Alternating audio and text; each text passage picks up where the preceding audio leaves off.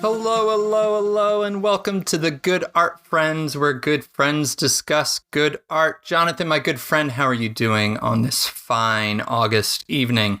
I'm doing good. Getting a little sad that summer is coming to a close. I'm done with it.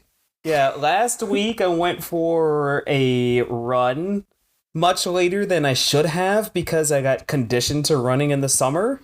And I got to the tail end of the run and I'm like, oh, it's dark now. This was irresponsible. So the summer ending sadness is setting in. So there's that. I love fall. I'm ready.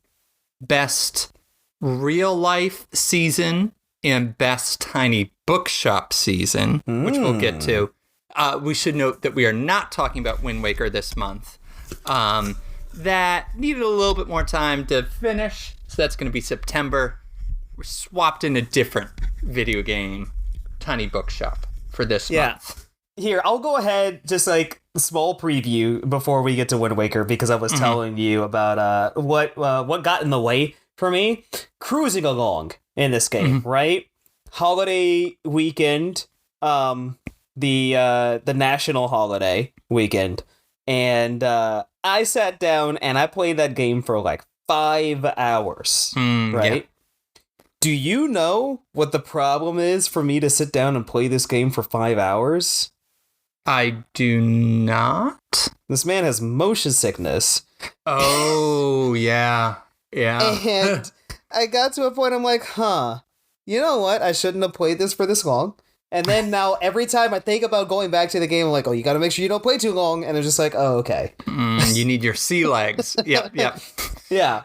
What actually got me to finish was Tiny Bookshop came out, and we've been talking about this game for like a year. And I was like, I want to play this, but I need to finish Wind Waker first.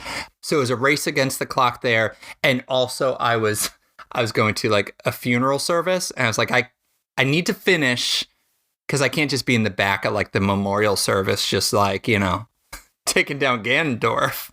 So those two things motivated me. But we'll get there next month. And before getting into Tiny Bookshop, so we'll chat a little bit about cozy games in general. We'll pause for those that haven't had a chance to play it yet. But first, we're going to do a new segment. Jonathan, what's our new segment? Yeah, so we started this podcast and we bonded over our Miyazaki Minute. And we had our Miyazaki Moment in our last episode. And so now, with us being a good art friends, we have an opportunity just to catch up and talk about what is good in our life. Yep. So what do you got? What's good? So listeners, you may remember at the start of the year we did a draft of the things that we were looking forward to. We each picked 4 things, and at least 2 of mine were dinosaur related, and I did both of those. A lot of dinosaur.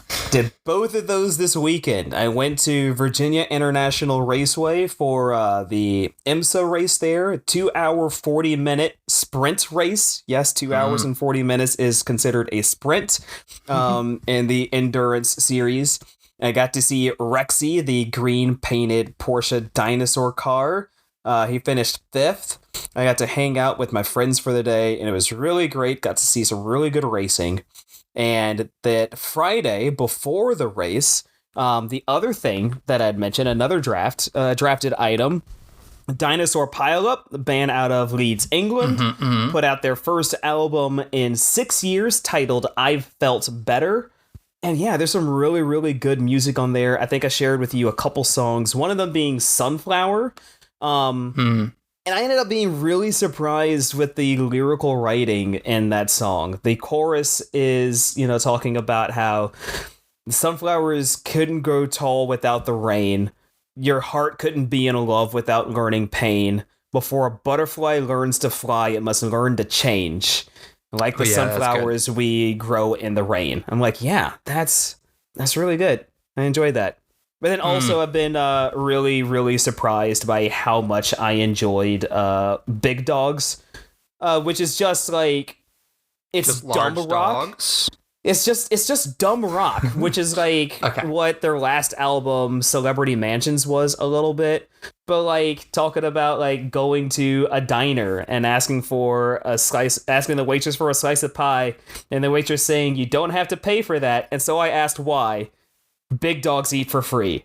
And it's just like, this is dumb rock, but this is great, and I am gonna push 225 pounds with my legs while I listen to it. That's good. I like that. Yeah.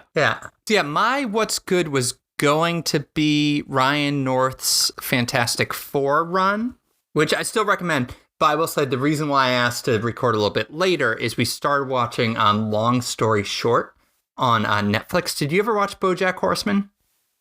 I didn't. This was during my gap in media consumption, aka my last job. Do you like silly things? I do like silly things. Do you like sad things? We had a full episode about sad things. So BoJack, and then this. It's the same creator as BoJack, same kind of animator behind it. Did both, and this one, it's a story of a family and 3 kids, and it jumps around from like a time from like when they were kids to when they're young adults and back and forth, and it plays with it in just really silly ways, but also really like heartfelt, punch in the gut kind of ways. Yeah, and the voice acting is fantastic, particularly Max Greenfield from New Girl kind of fame plays his character Yoshi. And there's this whole thing with there's a mattress in there. It's a wonderful show that just has a beautiful blend of absurdity and just really heartfelt moments. So Netflix, Long Story Short is my what's good for this month. Love that. Yeah. Okay. So before we're going to talk just generally about cozy games, then we'll give people a kind of a point to pause and play Tiny Bookshop. Before we talk in, it's not really much that you can spoil. There'll be one thing that I mentioned that you haven't gotten to, but I'm going to give kind of a warning. I'm going to send you out of the room and just talk to whichever listeners have gotten there. But otherwise, there's really not too much to spoil with this game. Okay. So talk to me a little bit about, I think this will be an interesting conversation based on my history. What's your, I guess, history with cozy games? I'm gonna ask for a cheat, my good art friend. Okay. Can we count Tetris as a cozy game? Ooh, I think so. Tell me why you consider it a cozy game. Tetris is my comfort game. It is the one thing that I can always retreat to whenever things aren't good. Yes. Or just like also like when I would fly all around the country. Also going back to motion sickness, flying is like the one mode of transportation that is completely fine for me. Well, almost completely fine for me. But also it's like it's a long time in the air, and like you're in the air and there's nothing you can do about being in the air. So I will just play Tetris as soon as we get to cruising altitude. I play either Tetris or Smash Bros on my Switch. And then we'd land. And I'm like, great. I just spent 2 hours playing Tetris. That feels good. Yeah. But besides that, some actual like genre-defined cozy games. I think the last one I really sunk some time into was Unpacking. I haven't played that, but it looks fascinating. Yeah. It's the music is really soothing, and you can just sit there and you're just taking things out of boxes and you're putting them away, and you're watching the story of the story of the life of the main character as they move through different phases in life. Like you go through like first childhood bedroom when you've moved to a new house, and then they go to college and they get into relationships, and you get to see all of that change as you play. And of course, we have both played Stardew, and I have a different relationship with Stardew than you do. What do you mean? How so? Stardew is so cozy, but also like it is a game that you can quote unquote win, and I want to make sure that I do every day correctly, and my brain has frozen me out of playing the game. Oh, interesting. Yeah, and And there is something like have you ever been to the Cozy Gamers subreddit? Yes. It's a wonderful place, and like they've been talking a lot about Tiny Bookshop on there and all that. But one thing that's fascinating is you'll get these random posts from time to time. Is X a cozy game? And no matter what, and it's a very accepting, I think by virtue of it being Cozy Gamers, but it's a very accepting subreddit, which is wonderful. Finding these pockets of the internet that are that, because there's always the people like, yeah, sure, because Cozy Gamers, it isn't. I don't think you can define it the same way that you can define like a Metroidvania or something. It's if something is an escape for you, if something is this kind of calm, low stakes way to engage with a game, with another world, then yeah, it's a cozy game. So you have people be like, yeah, is Tears of the Kingdom or like Elden Ring, and be like, you can make it a cozy game. And yeah, even Tetris, I think, is an interesting one too, just because like there have been studies about people have gone through traumatic experiences, like with like soldiers and stuff like that. They have them play Tetris right away, and it helps like kind of prevent some of that trauma from sitting in. So I think it is this kind of way that you can escape into another world. For me, cozy games also have a they're not quite challenging in the same way as like fighting a Lionel in like a Zelda game or something like that would be. I like them that it's not, to me, they're games that I'm not trying to min-max or trying to win, that I'm not making choices based on like advancing the plot or trying to beat something, but just inhabiting the world. So yeah, and you kind of introduced me to this genre a little bit because you got me playing Stardew. And I think you also kind of pushed me into playing Animal Crossing as well. And a lot of those came from, and even just during the pandemic, us kind of connecting over those.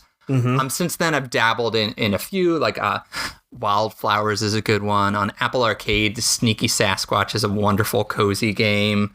But yeah, the very generic and basic, but Stardew and Animal Crossing were probably my two biggest cozy games. Perhaps going into Tiny Bookshop, that is. Yeah. I have one more to talk about. So last year, I got the plague for my birthday. When I say the plague, I mean COVID. Yeah. And, you know, I'm hanging out and playing some games, but also, like, I want to play something that doesn't have a failure state, right? Yeah. So, like, you know, there are cozy games that you can play that can be fun. It was just like, oh, well, like, you didn't do this, so, like, you missed out on this thing. But, like, I just want to play something that is just going to be a vibe. And I ended up falling into a short hike. Oh, yeah, you've talked to me. It's been on my list. I got to get there, yeah. Yeah. It's wonderful. There's a lot that's packed into it, and there's a lot that you can discover. And just the premise of it is the main character has gone on, you know, a little excursion to this camp on a mountain, and she is trying to make a phone call, and you're in the wilderness, and so you're going on a hike to get cell service, but the entire time you're just walking around, and there's all these different characters to talk to. Yeah, and you're an adorable little bird or something. You're a bird. Yeah. Yeah, I do. Yeah, I might pick that up next. That is good. Are there any forthcoming cozy games that you have your eye on? Not that I can see right now. Yeah, the two that I was really excited for, Tales of the Shire, from the Shire, of the Shire. Did not review well. There are some bugs and glitches. I think I'm going to let some patches come through before I play that. But partially, I don't know, I just want to exist in Middle Earth a little. And then the two kind of Stardew related ones. Haunted Chocolatier is the creator from Stardew, but also the Stardew studio that he had partnered with when he was kind of expanding has Witchbrook, which at some point, maybe this year or next, but that looks beautiful and intricate, and the level of detail kind of in it, I'm excited for that. So those are the two that I'm intrigued by. But maybe we can transition into just a basic overview, perhaps, of Tiny Bookshop. Just set the stage. So if people aren't sold, we can kind of give them a sense of what this game consists of. Can I do this? Pause, let them play. Can I do the overview? Yes, please do. Yeah, you sell books out of a trailer on the greatest days that you've ever seen on a screen. Yeah, it is. You have a tiny mobile bookshop in this really tranquil seaside town called Buxtonbury. And one of the things I love about this, compared to, there have been other book-based games, especially on Steam, that I've kind of had my eye on, but I love that this is actual books. So when you're selling books, so you have a bookshop and someone come in, they'll have a request, some of which are reasonable, some of which are not. And they're like, oh, I want some, some with a detective in a series. And then you go through and see like, oh, wait, do I have any Agatha Christie? I want something, you go to university, I want something niche that's going to make me seem smart and impress other people. And you're going through your stacks and you're recommending like specific books. You're bouncing around all these different locations. The map kind of gradually expands as you play. You're meeting all these quirky characters. There are some plot lines that come from there. It's seasonal, and at the end of each season, it's capped with some kind of really heartfelt event. And it's just a sweet, peaceful, serene game, and it's done pretty well. It's only been out for a few weeks. It's cheap, $20 on either Steam or Nintendo Switch 2. It plays well on the Switch 2. There's some games that didn't kind of upscale well. It's from a German developer, Neoludic Games. The first week on Steam, I think it was like 200,000 copies. It's got 97% on Steam with over 1,600 ratings. I highly recommend it. If you love books, if you want a game that is kind of low lift, and even just, I should say, you're recommending books, but not for every customer. Most of the time, they're just popping in and you're just checking the numbers, petting your dog, those kind of things, and you can kind of hop in when you want to. So it's a great kind of game to play while you're watching the Red Sox whoop the Yankees or something like that. Mm-hmm. Okay. So this is how I've decided to sell this game to people. Yeah, please. In that when people walk up to the shop, you can click them and they wave and say hi, and you say hi back. And there's the dog, and oh man, there's one other thing I'm trying to think that is, oh gosh. No, why is it escaping me now? Well, it'll come later. I'll just say that with the exception of a supermarket mascot, there's no animosity in the entire game. I don't know if you've gotten to that point yet. But here, why don't we pause there? We'll say, and then say, okay, hopefully that convinced people. Go play. I would say, an in-game year. And you'll probably have a decent handle on things, and we'll talk about it in a little bit more detail, and we'll share our favorite locations and items and all those kind of things. Sound good? Mm-hmm. We're back. So hopefully y'all played the game, and we can talk in some more detail. And you've read about St. Buxton. Yes, the mysterious one.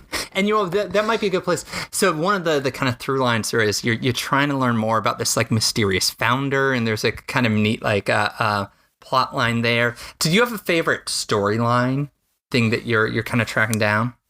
No, I don't. My favorite thing is just like meeting the characters. Okay, how about that? Do you have a favorite character? Fern is so funny. Yeah. I relate to him. Just, kind of anxious. He's more me than you. And you're the bookseller, and I'm the, let's be honest, the autistic character that's like, I need someone that's extroverted to help me make friends. And that's Fern. And that's even, like, that is a plot line when the park opens up, that Fern's like, I need you to check out all these clubs and help me make friends, which is great. Yeah. Oh, it's amazing. Yeah. This game has so much heart. Yeah, it does. For instance, I also really like Harper. Just and especially when you get to her like building like, oh, I'm gonna build sandcastles, and then it turns into like this sand city, and her just being this like girl boss, just pushing. I like the bossy kids because I also like the kid at the lighthouse who's trying to stage Julius Caesar in this like really overbearing director way. But every character is so delightfully quirky. Yeah. And also at the beach, the kids there, they do great kids. At the beach, I love that there's all these kids with like floaties on asking for crime books. And then later that turns into the concerned parents plot lines where they're like, hey, these books are not cool for kids. And then they just start requesting the most like hardcore horror books. And there are challenges that come from that. That part is wonderful. What about location? Do you have a favorite location? Let's see. So like I'm still in summer. I'm still in the first summer. So I've been to the beach once. Going by the cafe plaza has been interesting, and meeting the cafe owner and seeing the people come by. The supermarket the vibes are weird there. Oh, absolutely. Absolutely. And there comes a point where there's the big inflatable floaty thing, and then someone murders it, and you have to solve the murder of like who took out the inflatable. Like, I think it's great. But yeah, the vibes are definitely weird there. But there you get a lot of Klaus interactions in his band. Klaus is fun. Which is fun. And it just builds. You probably only got into a couple of these, but it builds nicely with these things like the play or Klaus, where it builds to these events. And so you get to see the play being performed, or you get to see Klaus's band perform, and it has some like wonderful cutscenes. That's really, it's just cool. It's wonderful. Oh, what was your manuscript about? I don't know if there's different ones, but what did your manuscript end up being about? I haven't thought about that. No, I don't remember. What was yours? Mine was bees. If it was the same. Bees? I don't think mine was bees. No, I'm trying to remember because I got it published as a printing press later, and you can actually publish it. Cool. And I'm completely blanking on what it was. But yeah, and there's just so many little mechanisms like that as you go through. And you can kind of choose how you want to play, like which ones you want to kind of focus on. Like the hospital didn't do much for me, so I just didn't choose, because at the beginning of each day, you can say, like, where do I want to bounce around? I like that. There's that freedom. Like, this is a game that you can min-max, and you can kind of figure and, like, change all the decorations to maximize drama, because that does well at the lighthouse. But you don't have to. You can also just do decorations that you think are cool, you know? Yeah. Because, like, you don't have to turn a profit in this game. I mean, the only thing is they let you go into debt to like buy a couple things. It's no biggie. Yeah. Yeah. And it's just, there's so little pressure. I think really the hardest part for most people to play this game, if you struggle with this, is decorating. Because then you can just have the decision paralysis of, okay, what color do I want this to be? What color do I want the bookcase to be? Where do I want to put these plants? What do I want to have outside? And honestly, that's the hardest part. Because then it's just like, oh, I want to sell like these many books, and you can just press a button and drag, and it just fills with books. It's so user-friendly. Okay, I didn't realize until now that you could do that, and that's just so many wasted hours that you can just drag. Oh, you clicked individually, huh? Yep. Yeah. And actually, if we can talk about items there, because, I want to know your favorite, and also I posted on the subreddit, the Tiny Bookshop subreddit, also a wonderfully inviting place, and I'll drop the thread there, what people's favorite items were. So yeah, what were some of your favorite items? So I haven't gone to decorate most things yet, and it's just like I don't want to change it around because like so far things are going fine. But I liked one of the biggest thing that I splashed out on early is I bought the cooler because I'm like, oh, it's summer. I'm gonna go to the beach. Yeah, I waited for the second year, but it is nice. I should have. Yeah. Yeah, it's just like the full immersion thing. It's just like if I were selling books out of a trailer at the beach, I would have also water for sale. I think that would be good. So I bought that before I went to the beach for the first time because I felt that would be important to do. Yep. Yeah, and I think though my favorite item is the plastic skull that I found at the beach. Yep. Oh, that's cool. Yeah, I'm excited for you to get into like the autumn. And there's this whole, by the lighthouse, there's like a decorating contest of who can have the spookiest stuff. And you can do cobwebs and skulls and pumpkins and a creepy baby doll and stuff. There's some good Halloween ones. I really liked, and just part of, I liked my morning routine and the items related to that. So opening up, of course, the obvious ones, pet my dog, pet my cat. Have you gotten the cat yet?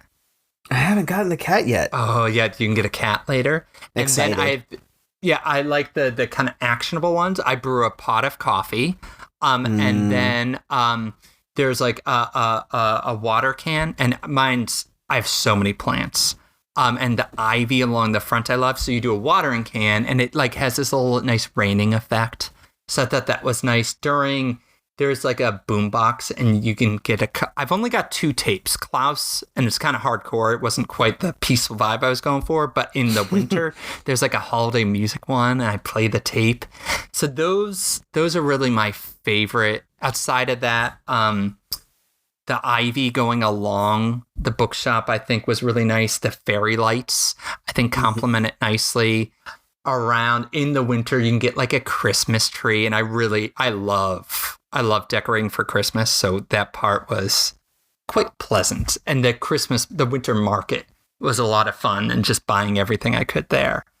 See, now I'm really excited to get deeper into this game because, like, even for me right now, it is so pleasant at day start where it's just like the sun isn't up, and then it's just like click on the things, and I would always do windows first before door because door signals that you're open for business, even though it's not going to start the day. It's not going to start the day until all of the things are open, but it's like, it's so kinetic. It's just like, all right, first I'm going to open the windows so that the airflow comes in.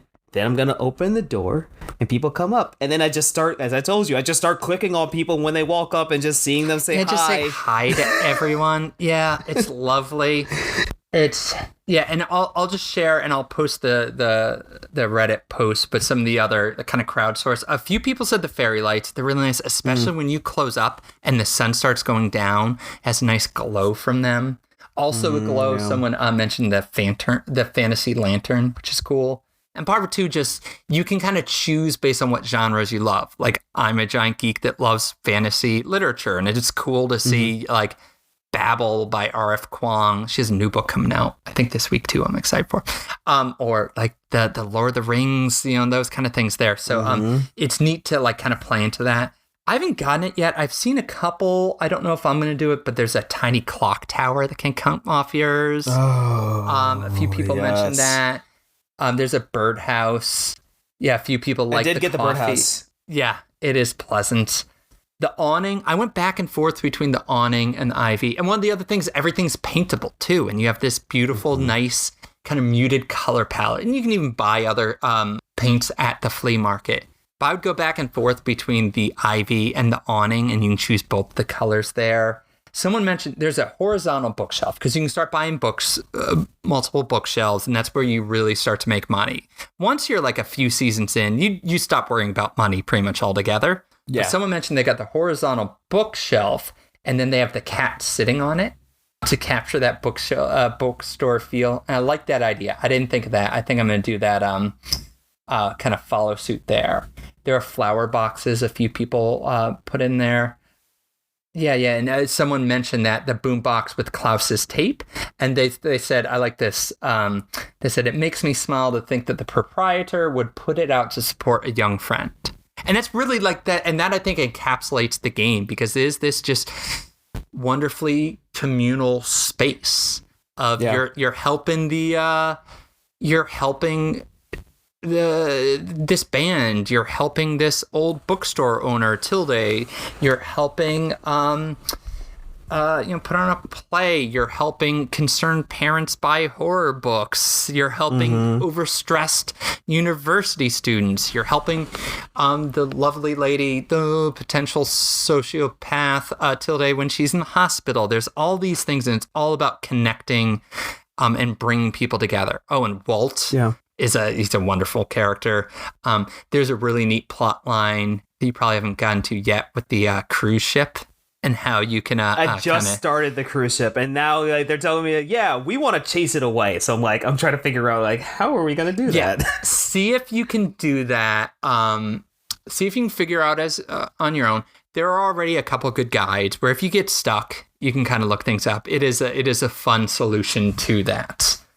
But that is. I want to interject a quick thing real quick, because you talking about this, and wow, this game really put a lot of thought in about reflecting building a community, right? And interacting with it. Because for me, recently, as I told you about outside of the podcast, I have started jamming with a group of musicians at the park on Saturdays. And so it's just you just hang out there and you're making music, and you start to kind of become a fixture. Because for people that might go by the park regularly, they're oh, the people are back again, right? And so I was out at the big festival that was happening on Saturday. Nobody else showed up because the festival did not encourage people to try to fight the crowd. But I'm just walking by with my guitar. And earlier in the week, I was just there hanging out, and somebody came up to me. It's oh, you play something? And I did. And then there was a stand that was selling pimento cheese, and they're come on up, guitar man, come try this cheese. And number one, the cheese was great. But I don't really eat dairy because I can't really eat dairy. And I'm I can't buy your cheese, but it is really good. And he asked me to play some music, and I just jammed there for a little bit really softly, and I accidentally made money. So I'm oh, thank you, I guess. And it's just circling back to when you play Tiny Bookshop and you have the opportunity to support the people around. It's just that's so wild that they took the things that will happen in real life, and they give you an opportunity to experience that in a micro form. Yeah. Well put. It's just a pleasant game. And you know what? And I will say, when I first started planning for this episode, I did have a few things that I was I wish this worked better. Just in the last day, they put out a big patch, I think by virtue of it selling quite well. So there were certain things that you got kind of stuck. If all of a sudden you didn't finish before the season, then you have to wait for the other one. Like that happened with me trying to get pastries to the hospital or something. But already they've kind of patched in a few of the points of friction. And to your point earlier, you don't need to do any of the things. So it's perfectly fine if I didn't finish selling all my books for the winter market, which is a wonderful place. So it's, what? I'll get that next winter. So it's just, it crashed on me maybe once, but it runs smoothly. It's just very intuitive. It's just very low lift. My 8-year-old started playing it, and without any kind of level of frustration. It's just a nice thing that we can bond over as well, I play this game most often in bed under a weighted blanket. That is appropriate. Yeah. Okay. So here's what I'm thinking. So yeah, this game you can kind of stretch out, and I would recommend don't try to race through the plot lines. There is one thing that you're kind of working towards, and one thing happens and then the credits roll, but then you keep playing afterwards. This isn't my biggest, when we talk about Zelda next month, my biggest criticism about Zelda is you beat it, but then if you want to open it up again, it always starts you right before the final boss battle, and it just feels very anticlimactic. I just want to live in that world more. So this game has legs, and you can kind of keep playing there. But you have not gotten to this. So what I'm going to do is, those that have just been kind of tinkering, you haven't gotten to the credits, I'm going to put Yeah, I'm gonna do some accordion music that feels like it's appropriate for the seaside town. So you can hear some gentle accordion music. When you hear that, there's gonna be some spoilers for the very end of the game. So it's kind of skip until you don't hear that if you don't want those spoilers. And then we'll come back and talk about some other kind of general stuff. So Jonathan, take a walk, and when I'm doing a thumbs up, that means you can come back and listen. Oh, I guess you have your headphones on. Yeah, I'm just gonna hit mute. Just take a. Yeah. Just do that. Okay. All right. Music's going. All right. We're safe.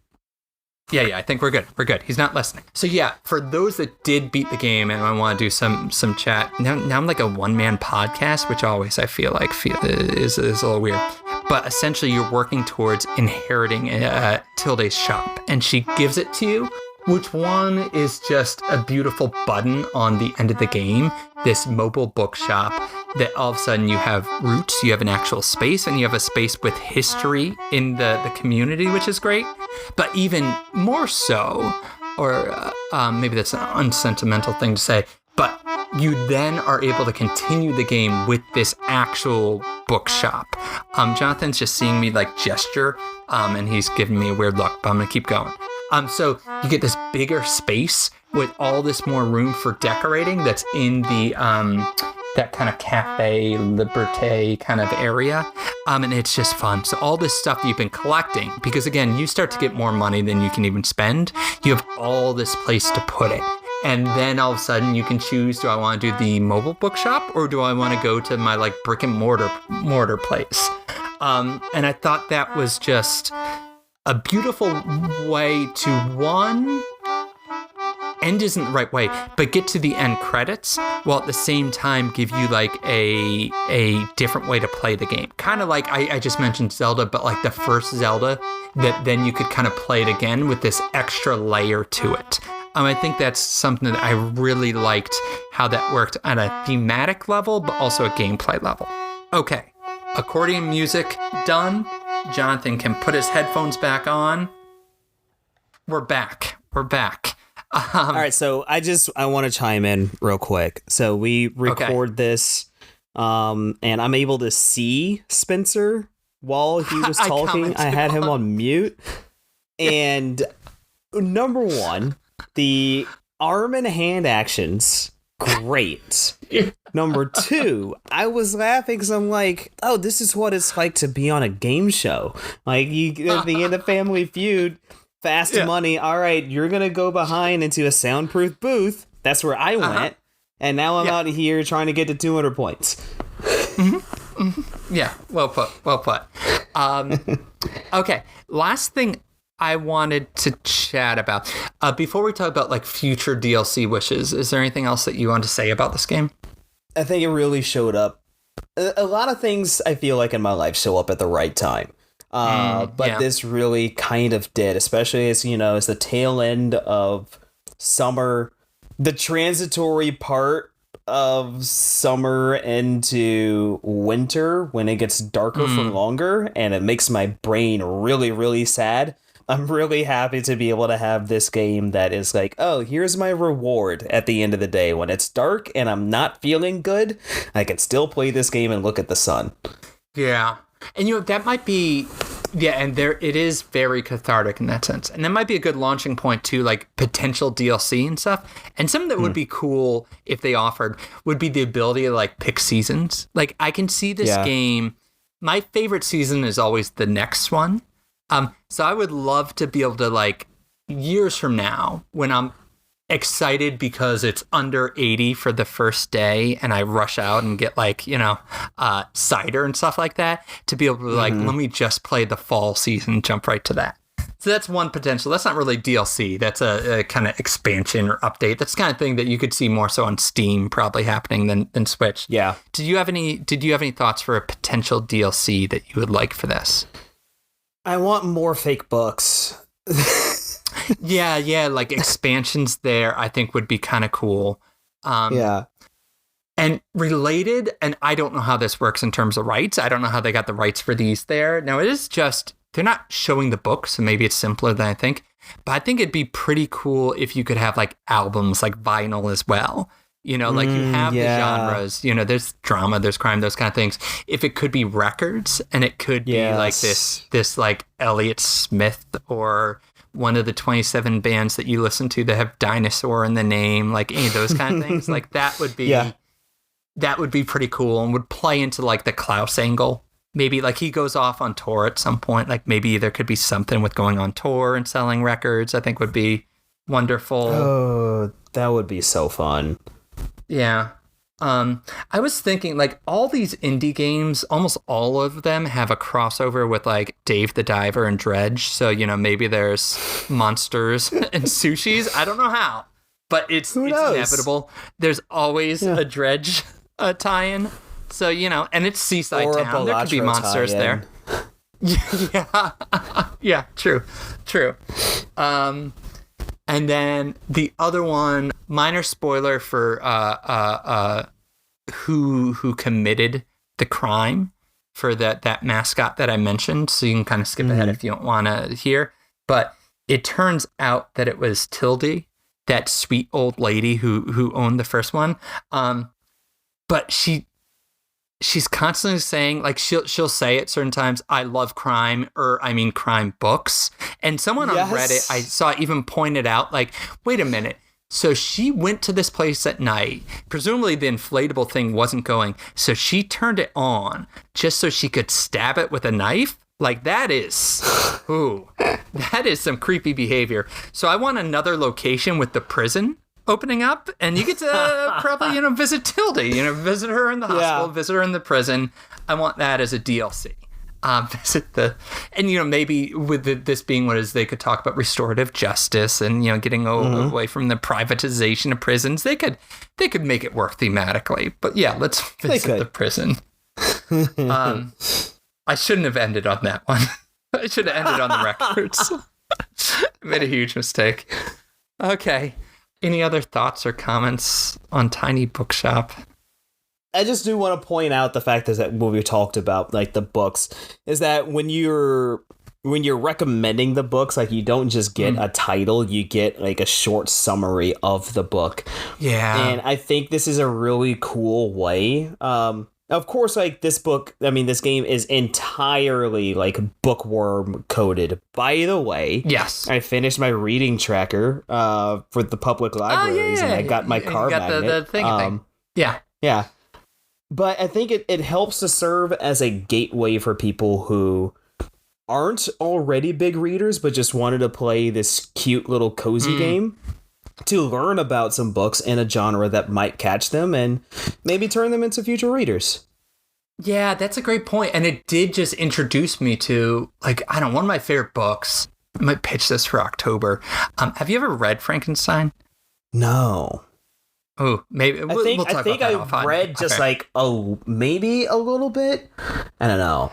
It's wonderful. Mary Shelley is incredible. But I realized when playing this game, like that's the only thing I've read from Mary Shelley, and there's other Mary Shelley books that pop up. I was like, I gotta read that. I gotta read that. So like, yeah, it has increased my to read list. I've seen a few posts on Reddit of people saying like, oh, this got me back into reading, or give me, they'll screenshot like some of the books there and be like, I love this, give me other recommendations. So it's this blurred lines between the game and reality in a really wonderful way. Yeah. But yeah, quintessential cozy game. You can engage with it however you want to engage with it. It will not give you motion sickness. No, it won't. Yep.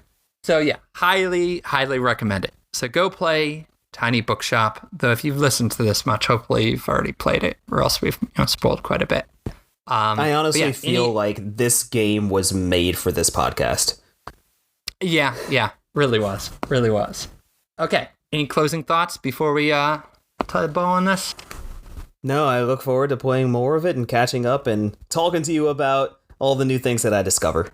Yeah, you can listen to the part of the podcast where you had your headphones off once you finish, and then we'll chat more. That'll be fun. Yeah. Okay. Yeah, Jonathan, my good friend, thank you for talking about good art with me this evening. Yes.